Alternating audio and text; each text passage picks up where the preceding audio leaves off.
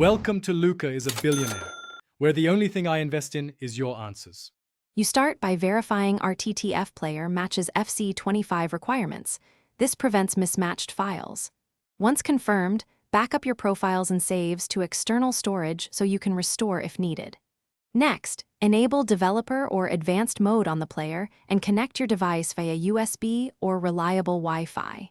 This step opens direct file access. Make sure the connection stays stable. Now that you're connected, locate the FC25 integration folder to begin transferring the required assets.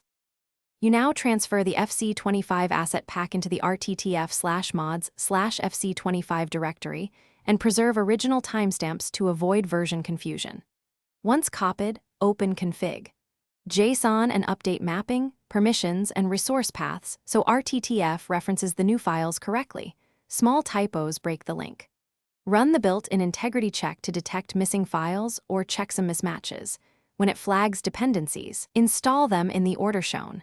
After fixes, restart the player so changes are loaded. You finish by launching RTTF Player with the FC25 profile and watching startup logs for errors.